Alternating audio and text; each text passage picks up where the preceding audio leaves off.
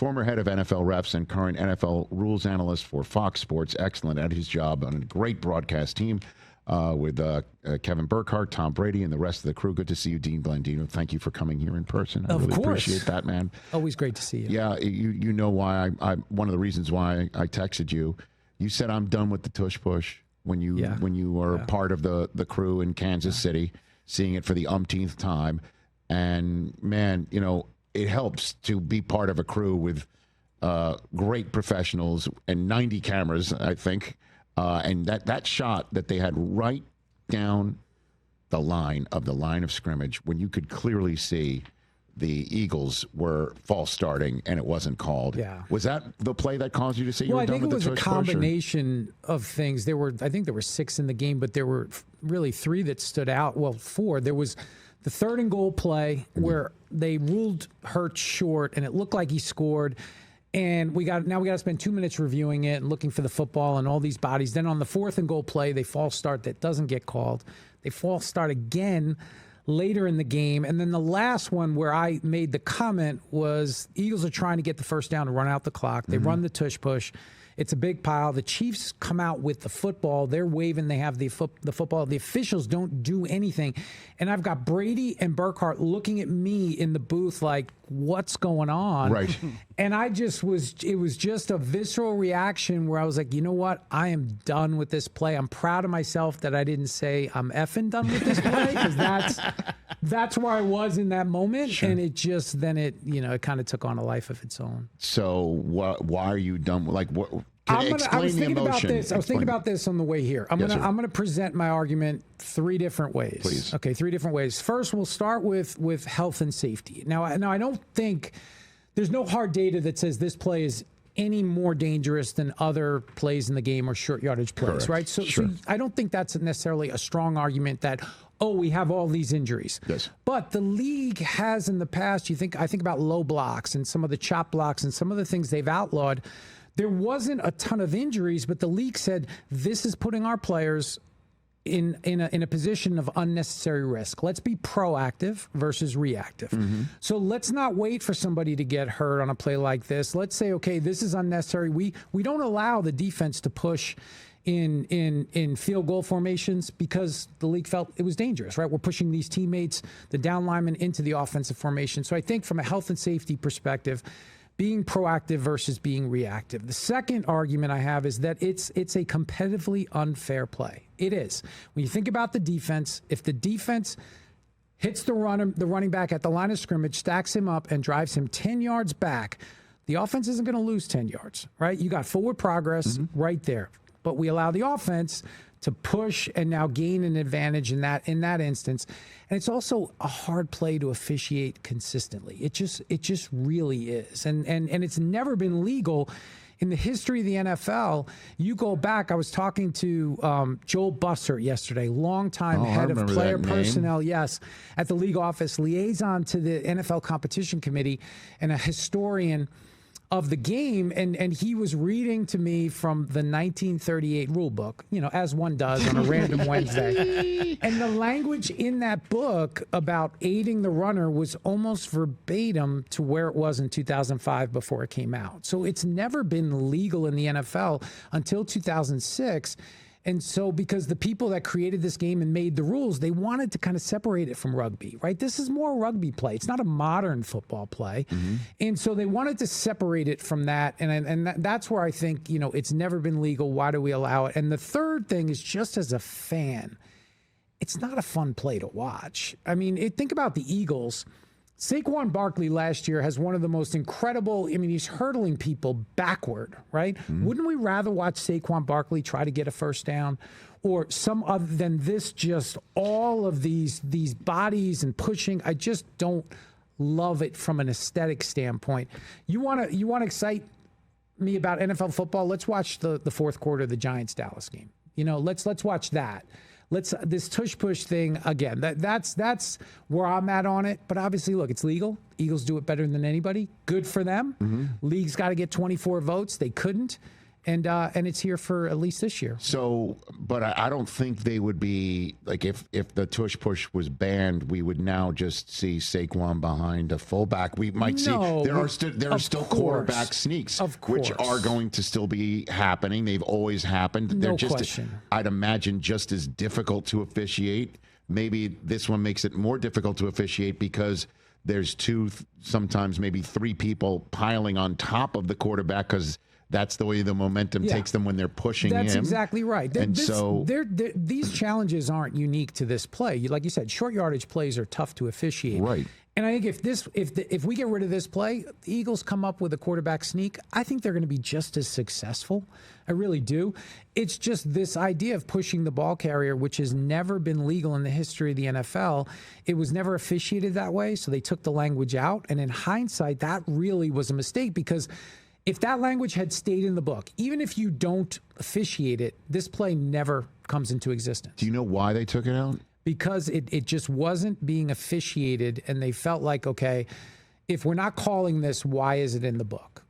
And right, the tush push didn't exist back in 2005, 2006. I know, yeah. So, but again, taking that language out allowed, however many years later, for this play to be born, and here we are watching it. Again, I don't think when you talk about NFL football and what it means and why people love it, it's not that play. So knowing the competition committee and the way it works and knowing membership and the way they vote and knowing the meetings in which these all come together, as well as you do, 22-10 last year being brought up, and it's 2 votes shy of being voted out. Do you think that this is the last year we do see the tush push? What do you think? I think it's going to depend on what happens the rest of the way, right? This is week 2, short-term memory. If nothing happens, there's no controversy. They're going to run it multiple times. And the Eagles are on national television 100%. Or on standalone games on Fox 100%. Nonstop. I mean, it's going to happen. The chances that something's going to come up later in the season are pretty high. I really believe that of those, right, there were 10 teams that voted to keep it, 9, not the Eagles and 9 other teams. Of those 9 teams, I know there were several that felt like the Eagles won the Super Bowl. We're not going to take the easy route. We're going to be, the ego, and we're going to stop it, and we're not going to be seen as we couldn't stop them. They won the Super Bowl. I know for a fact that there were some clubs that had that in the back of their minds and might have been a factor in voting to keep it. Sort of like the defense and the tush push. We're going to be the ones to finally stop it. We're going to be the ones that are going to stop it in the competition, not competition committee. Correct. And look, the Eagles they're better than anybody at it. They sure are. And part of my frustration at the game was that the Eagles normally don't false start. They usually line up correctly. And it was like, okay, now if you're going to have this play that nobody else can do, and now if you're going to gain an advantage and the officials aren't going to call it, it just added to the frustration in the moment. Dean Blandino here, former head of NFL refs and now rules analyst on Fox. And I guess you're going to be Bears, Cowboys. You're going to Chicago. Bears, Cowboys, yes. That's a big game. We'll see that on Fox later on this weekend. Replay assist. I love it. Yeah. I love it. And I couldn't have been more excited that they folded into replay assist this year. Is somebody being hit out of bounds late? If there's a flag, let's pick it up if it's not the case. Same thing with roughing the passer. Same thing with 15-yard penalties that are so big. Same thing with grabbing face mask. Well, didn't grab it, pick the flag up. But they're not going to put a flag down on the field. Correct. I understand that. But I do seem to feel like there have been, is a guy out of bounds or not? And you can clearly see guy was inbounds, the flag was thrown, let's pick it up. They're not doing it. Am I wrong? Am I missing anything? I'm not saying I'm seeing every snap of football, sure. But I'm also seeing roughing calls that aren't roughing. And I understand that they want the officials on the field, that their subjective process is the standard. Like, let's go with them. But at what point we're going to have replay assist, have a different subjective look at something and say, pick the flag up? I'm not seeing that yet. Well, I think that's kind of the next iteration of this. With replay assist, they wanted to keep it to the objective elements of the play. So if it's a hit on a quarterback and the referee says it was forcible contact to the head neck, replay can look at whether there was contact to the head neck. And if there wasn't any contact to the head neck area, they can pick up the flag. If there's any contact to the head neck, they can't say, well, it wasn't forcible enough, because then that's the subjective part of the judgment call. Right. So I think that's where some of these roughing the passers, that there was one in the Giants-Cowboys game on, I think maybe in the early in the game that to me wasn't roughing the passer, but it was more the body weight version, and that's not subject to replay assist. Hits at the sideline, it's whether the runner was in or out of bounds. That's objective. And again, still, regardless of saying it's objective, you still have people making these decisions. Correct. And I do want the human element involved. Yes, of course, we all do.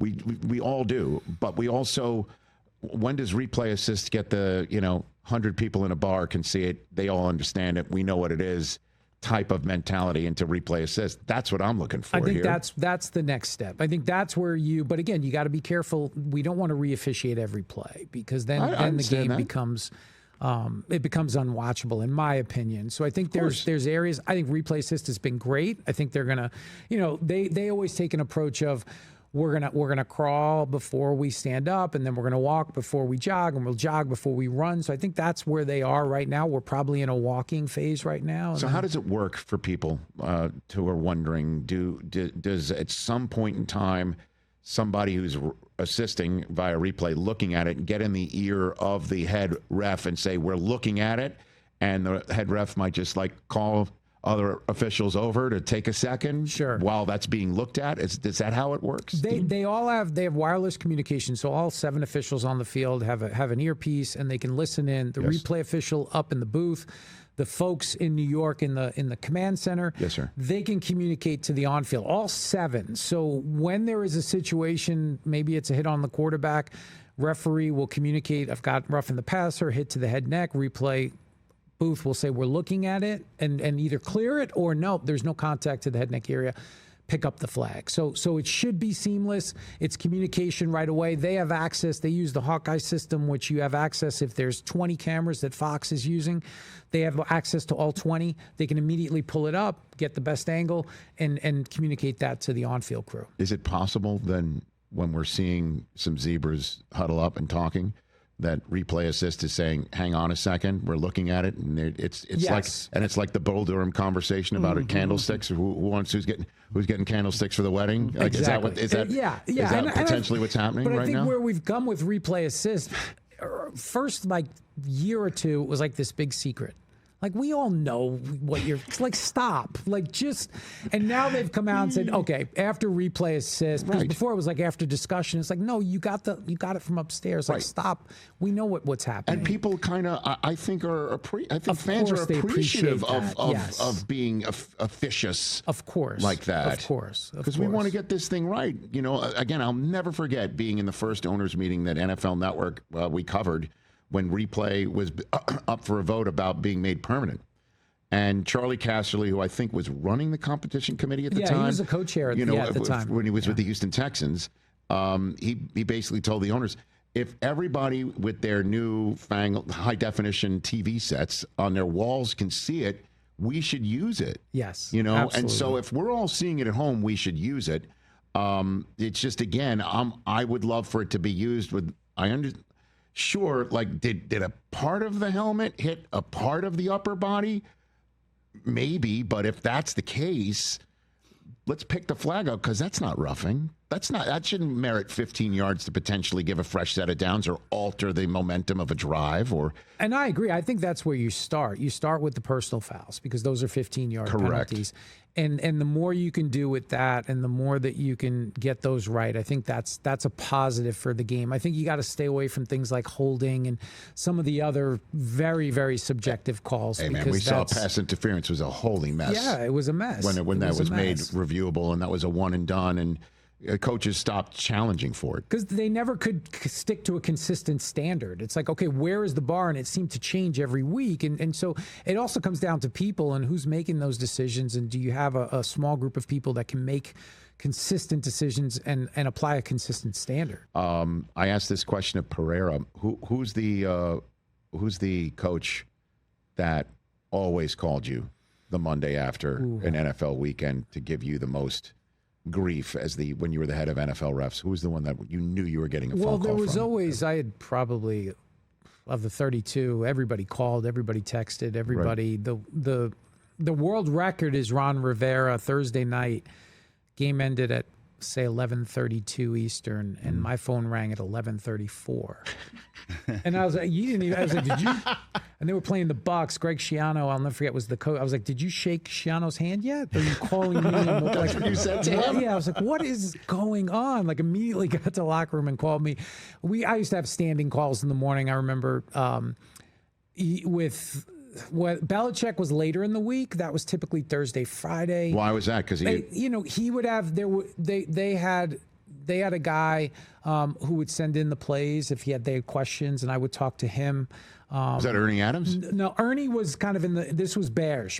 Oh, this is the Bears era. Sure. Yeah, and so was always with him. Sure. Who was always with him, who was great. And so I'd communicate that way, and then Bill might call Thursday or Friday to talk more about, a lot of rules questions, but maybe the upcoming opponent. Bruce Arians was a trip. I mean, he would MF you and that for like 19 minutes, and then the last minute would be like, okay, babe, talk to you later. Sounds like Bruce. Yeah, that was Bruce. That's funny. And they were all like, Sean Payton just texted me on Sunday about the leverage call at the end of the game. Asked my opinion, what I thought. What is your opinion? I thought. Well, they announced the wrong number, and I think that was the problem. And everybody started focusing on the wrong player. Right. But the guy, it was 92, I think, that ultimately committed the foul, and it was a foul. You can't push off to gain height to block the kick. He's texting you, hey, Dean, what'd you think of it? Yeah, what I think, yeah. I got it. All right. I got Dean Blandino. It's a tough name to pronounce. Dean Blandino is here. I've got it. We're good. Former head of NFL refs, current rules analyst here on the Rich Eisen Show. Thank you for staying for another segment, especially when I'm about to. Oh, yeah. Let's go. Again, it's not like you're responsible, but you are somebody who is a consultant for officiating, correct, at the collegiate level? Yes. I despise targeting with every fiber of my being, with the white hot of 1,000 suns. And the reason why is it's so inconsistent. Like, what is targeting? Like, what can you tell me is targeting? Dean. So targeting, and I think the rule, I want to preface this by saying the rule has done a good job. I think the rule accomplished what it was meant to accomplish up until this point, getting the real flagrant, egregious hits out of the game. And I think everybody has adjusted. You don't see, in today's game, those types of flagrant hits that you saw 20 years ago before the rule. So I think the rule has done a great job up until this point. It's what it is. It's either lowering your head and attacking with the crown of the helmet, the very top of the helmet. Think spearing, right? Think what we all, growing up playing football, whatever it was, spearing, that is one type of targeting, and that would apply to anybody, a ball carrier, a defenseless player. Then you have the defenseless player version of the rule, which is leading with the head, the shoulder, the forearm to make forcible contact to the head neck area of a defenseless player. So that's the rule book definition. But I agree, it hasn't always been officiated consistently. And I think the angst, though, around this rule, the real issue with the rule right now, I believe, is the penalty. I think it's the disqualification. I think it's the carryover. If these were just 15-yard penalties, not that those don't matter, they do, but I don't think this would be as hot a topic if it didn't have this carryover. And I think, my personal opinion, I think it's time to rethink that penalty part of it, because players have adjusted, coaches have adjusted, and the rule has done a great job making the game safer. Two things I also don't like. One is that replay can put a flag on the field for it. Infuriating. Absolutely infuriating. So if it's not called live, guess what? We're going to do, like, again, we showed the Michigan-New Mexico moment that obviously inflamed me because I'm passionate about Michigan football. Of course. That we're taking a look to see whether the ball was still in control by the quarterback based on a sack forced fumble and recovery for a touchdown. And then, by the way, not only is it not a touchdown, which, by the way, it wasn't, we're going to eject the kid for sacking him for targeting. And there's a difference between targeting. This just in, for targeting on sacks of quarterbacks. Yes, the defender's targeting the quarterback. Sure. You know what I mean? Like, that's called it's his football. Job. It's their job. You know what I mean? Like, yes, he is targeting the quarterback because that's, the job of a defensive player to sack the quarterback, to target him. Yep. It might be roughing. It might be the definition of helmet meets helmet. That's not targeting, man. That's not an ejectionable offense. You're spot on. You're spot on because it's a high hit. And I think everybody would be comfortable if you say, you know what, you got to lower the target zone. It's roughing the passer. But it's not. You're going to miss the rest of this game, and you're going to miss the first half of the next game, which I'm sure had nothing to do with they were playing Oklahoma. If they had been playing Central Michigan, would he have been that? No, I get it. By the way, you're not wrong. Of course it means a lot. That's why the next half of the next game is crucial. It's such a big penalty. And like I said, I think it's now time. The rule has done a great job up until this point. I think players understand, coaches, everybody gets it. Do we need to have this draconian penalty associated with this when 99% of these are just kids trying to make a play? And that's right. And again, that's the subjective. Like, was he trying to hurt the guy? Was he trying to do? Very like, was rarely it is that the case. Was it particularly malevolent on this player's part? Like, what was in his heart as he was looking to make a tackle? And I understand that you're trying to not. Certainly when we're at a level where not everyone's got the professional football ability to make a mid-athletic thought process hit you to say, I need to make sure I don't hit him the wrong way. Sure. To ascribe that to an 18-year-old freshman at full speed, right? It's a lot, right? Especially since we also, the way it's sometimes called in the ACC. It's not in the Big Ten, where you're seeing a targeting call that ejects my Michigan Wolverine. You see something even worse later that night in a game, in the Mountain West or ACC or the SEC, and it doesn't happen. You're like, maybe that's where you come in. It's trying to make sure it's all that's the my same job nationally on the replay side to make sure that it's administered nationally consistent standard. And one of the issues with college football from an officiating standpoint is it's not like the NFL where you have 32 clubs, they're all under one umbrella, everybody, the messaging is the same, yes, sir. Leadership is the same. Now you have the ACC, which has their own officiating department, and the Big Ten, which has their own officiating department. And so we do bring them together and collaborate a lot. When? So it's a lot of off-season. We do Zooms. I do Zooms every 2 weeks with all of the different conferences. I bring conferences together. So it's not just one Zoom for the ACC. We have a Zoom with the ACC, the SEC, the Big 12. So they're together and they can hear the same message. And we go through, it's an hour long every 2 weeks. We go through 4 or 5 plays, work through it. Here's where we need to be on this play. Forget about what happened. We're not here to be critical of what happened. Right. How do we adjust going forward? How do we apply a consistent standard? And that's just one of the challenges with college football because you do have different conferences and sometimes the messaging can be different. Who's the competition committee though? Who's deciding, you know what? We should be able to put a flag on the ground when it's not called in real time. I mean, who do you go to basically say that's absurd to put flags on the ground through replay? The NFL doesn't do it for a specific reason. Why is college football doing it? And that's the College Rules Committee, which is made up of coaches, administrators, ADs, and so it's a cross-section of all these different stakeholders in college football, and we go through a very similar process. I've been a part of that Rules Committee. I've been a part of the Competition Committee. You look at plays, and they end up voting. The college process is a little more layered. They've got a playing rules oversight panel that has to basically bless these rules changes. That's going away on the football side. All right. Which I think is a good thing.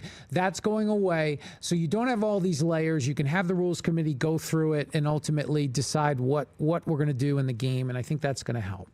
That's got to. I mean, because at this point, it's so inconsistent, it's so punitive, and it seems to be so arbitrary, and it makes everybody look incompetent. I'm not going to lie, man.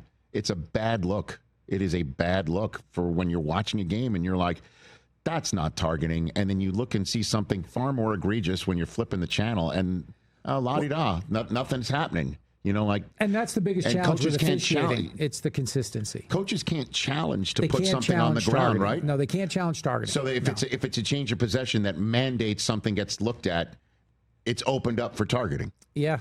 Every replay can look at every play. But you can't challenge to look at targeting. No, coaches cannot challenge. But if it's something that's mandated to be replayed, targeting's fair game. That's stupid. Have I used the right word? Yes, you have. With the right inflection? Agreed. Stupid. Okay. Yeah.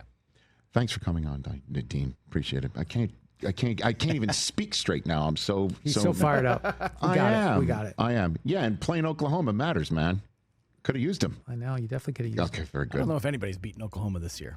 I know, which is kind of cool for them. Yeah. I mean, we just had Tim Tebow on, and I asked him, who's the best SEC team? And I thought he'd go, well, Georgia, LSU, and he goes, Oklahoma. Yeah. Wow. Okay. That's what he said. Dean Blandino of Fox Sports is here. Tyreek Withers of the movie Him coming up. Got a couple more minutes to go here. Okay, so where else you going? You going Chicago, Dallas? Yes. And then after that, what's your schedule? More tush push. Philly and Tampa. That's a big game, man. Yeah, that's a big game. Oh, that's and be a lot of fun. It's in Tampa, right? Which means is Tom buying then? Oh. I mean, that's his. I mean, that's kind of why not? Because he doesn't pay for a meal there the rest of his life. Grounds, pretty much. Exactly. Okay. They love him in Tampa. And then what's week after 5? that? We've got Commanders Chargers here in L.A. Okay, which is great. That's a home nice. Game. Okay, home game. That's a big game, man. I'm wondering if you might, with all due respect to Marcus Mariota, if he's still playing, and then they're struggling. Do you have your assignments changed based on that sort of stuff? They can. Okay. Sure. And then do you know what's week 6? I don't know if it's a doubleheader weekend. We've got some doubleheaders coming up. Okay. Not entirely sure. Okay. And sometimes it changes depending on how the teams are doing. I got you. Well, it's pretty cool, man. I love having you on, and I really appreciate you saying yes and coming here in person to talk about this stuff, especially when you exactly know what I'm going to ask. Is there something that you, in the 2 minutes I have left, that you would love to have out of the game, other than the tush push? Other than the tush push, I think more transparency. I think people, I've worked in a lot of the spring football leagues, right? The XFL, listening in. You think and so? Being able to. I don't think you can let people listen into every conversation. I think sometimes that makes people a little probably less forthright and forthcoming, because if they know everybody's listening, maybe I'm not going to communicate the way I would if no one was listening. Mm-hmm. But I do think the transparency, at least getting out there, getting ahead of things, explaining here's why we made a decision, not just, you see these pool reports sometimes after a game. There's an officiating controversy, and there's one reporter in that market that is responsible for going the pool report, mm-hmm. And they can go and talk to the referee, and it's very vanilla. You don't get anything out of it. And I wish we could just be more transparent and say, look, even if we messed it up, all right, we messed it up. Here's what happened. And the game's fast, and you get one look at it on the field, and everybody gets to be critical after 8 replays in slow motion. So that's what happens. That's the reality. Hey, you made it all the way to the end. Thanks for that. Check us out every single day streaming live on Disney Plus and the ESPN app 12 to 3 Eastern.